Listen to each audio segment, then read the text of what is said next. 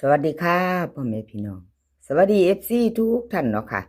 กลับมาพบมาพอกับเจตาคือเก่าค่ะในทางช่อง YouTube คลิปนี้เจตาก็จะว่างแนวทางของรัฐบาลไทยค่ะรัฐบาลไทยจะเป็นของวันที่16นะคะเหลืออีกมือหนึ่งพี่น้องรัฐบาลไทยออกเห็นอยู่นี่เลขล็อกจิกค่ะประวัติเลขล็อกจิกวันที่1ที่ผ่านมาเนาะค่ะ25222ล่างรูดไปค่ะล็อกจิกเขาตะบนเขาบนเนาะค่ะเขาไปวิ่งตัวหนึ่งอยู่2ตัวไม่มาค่ะ2ตัวไม่มาของเพิ่นเขาอยู่หาวิ่งรูดเนาะค่ะเขาวิ่งรูดเลขล็อกจิก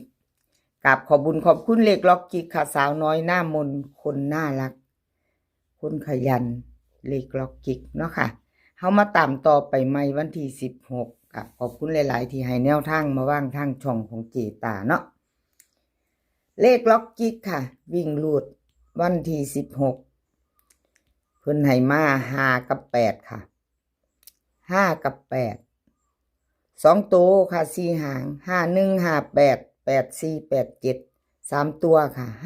581 584วิ่งรูดเด่น8ล่องหาค่ะวงกลมให้ตัวเดียวเลขวิ่งรูดเพิ่นของเลขล็อกจิกเนาะค่ะ2ตัวเน้น2หาง58กับ84ค่ะ3ตัวเน้นหางเดียว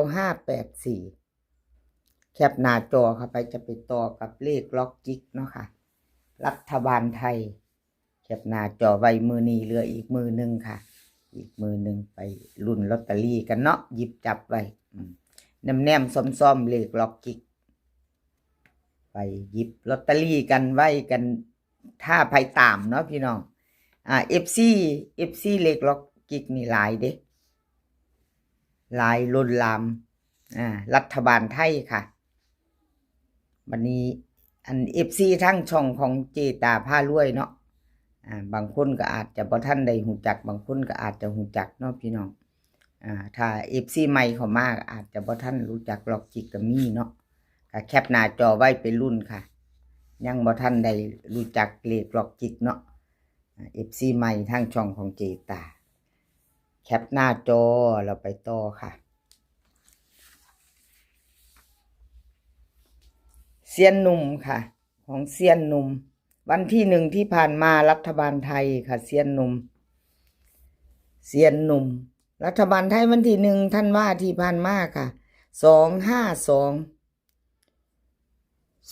252ล่างค่ะ3ตัวบน252 3ตัวบน22ล่างลุดไปค่ะ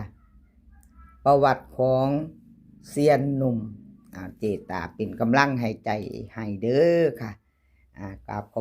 บคุณแนวทางใหม่ที่ให้มาว่างทางช่องของเจตาเนาะค่ะ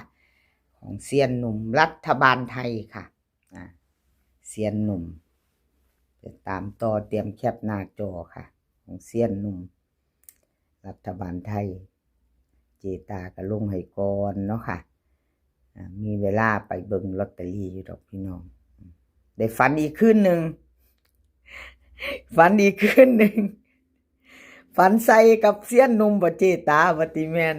เอาแนวทางของเซียนหนุ่มประทับเพื่อฝันเนาะพี่น้องเอาฝันก็คิดไปใส่ไปแล้วเนาะ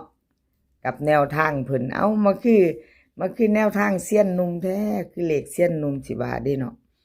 ถ้าฝันว่าเว้าป้าเจตาเจ้าว่าติเพิ่นก็ฝันใส่อยู่ตัวเลขใหญ่เนาะพี่น้องรัฐบาลไทยเนาะส่วนมากเพิ่นก็จะตีความฝันกันเนาะแปลออกมาซั่นตะเอาเซียนหนุ่มค่ะเซียนหนุ่มวิ่งรูดค่ะวิ่งรูด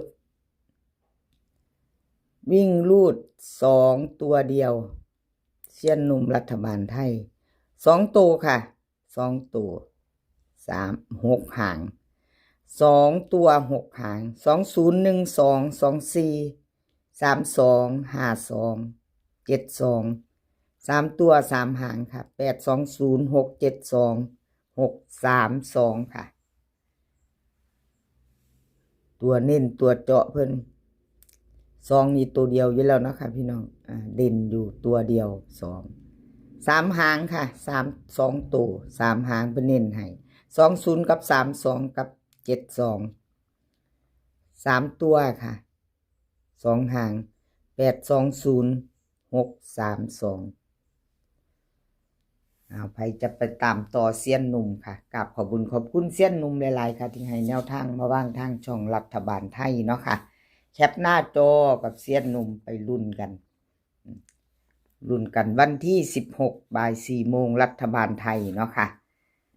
รัฐบาลไทยวันที่16ไปต่อค่ะไปต่อเป็นของใครของเซียนซุ่มวันที่1ที่ผ่านมาค่ะวันที่1ที่ผ่านมาเซียนซุ่ม252บน3 ตัว22ล่างค่ะของเซียนซุ่มหลุดไปเนาะพี่น้องวันที่1ที่ผ่านมาบ่เข้าบ่มาเนาะกราบขอโทษขออภัย FC แทนเซียนซุ่มหลายๆเด้อค่ะที่แนวทางเพิ่นบ่เข้าบ่เดินเนาะค่ะขอโทษขออภัยแทนเพิ่นเฮามาเป็นรุ่นใหม่ไปต่อกับเพิ่นค่ะวันที่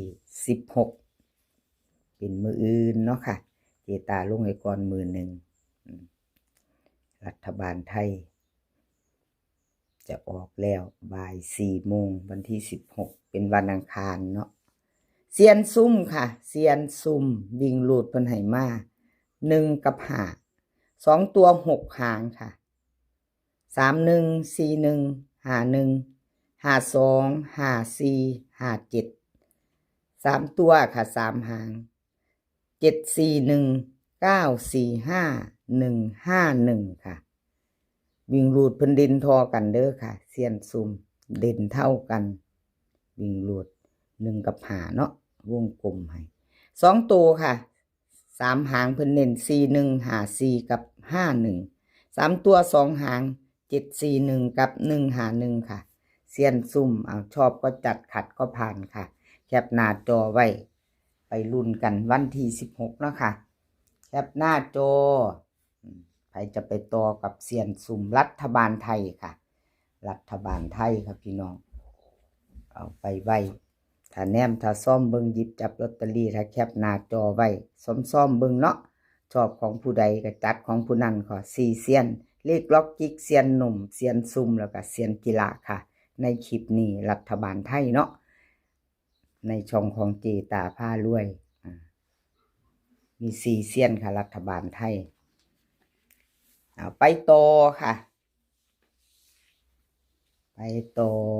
เซียนกีฬาค่ะไปต่อกับเซียนกีฬาลุดไปคือกันค่ะเซียนกีฬาวันที่1เนาะประวัติของเพิ่นค่ะของเซียนกีฬา252บน22ล่างบ่มีเนาะค่ะบ่เข้าบ่เดินขอโทษขออภัย FC แทนเซียนกีฬา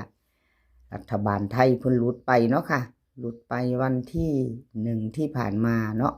ไปไม่ไปต่อวันที่16ค่ะวันที่16ธันวาจะถึงนี้อีก1 วันเนาะพี่น้องรัฐบาลไทยออกFC เซียนจิระเตรียมแคปหน้าจอไว้ค่ะไปลุ้นกับเพิ่นใหม่4 โมงรัฐบาลไทยเนาะเซียนจิระกับขอบคุณเซียนจิระหลายๆค่ะที่ให้แนวทางมาวางทางช่องของเจตากับขอบพระคุณเป็นอย่างสูงค่ะรัฐบาลไทยค่ะเซียนจิระเด่นเพิ่นให้มาเด่น6กับ3ค่ะ2 ตัว4 หาง06 11 36 14 3 ตัว3 หางค่ะ236 861 735เด่นค่ะเท่ากันเน้นให้เท่ากันวงกลม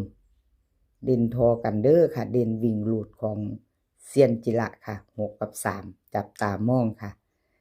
หยิบจับลอตเตอรี่กันไว้พี่น้องถ้าชอบประจัดไป06กับ36ค่ะ2 ตัว2 หางเพิ่นเน้นให้เซียนจิระ3 ตัวค่ะ1 หาง2 3 6แคปหน้าจอค่ะใครจะไปต่อกับเซียนจิระรัฐบาลไทยวันที่16ธันวาเนาะค่ะบ่าย4 โมงรัฐบาลไทยออกไปลุ้นกันแค จับหน้าจอไว้แล้วก็ซ่อมๆเบิ่งลอตเตอรี่เด้อค่ะพี่น้องมีเวลาเบิ่งอยู่เนาะ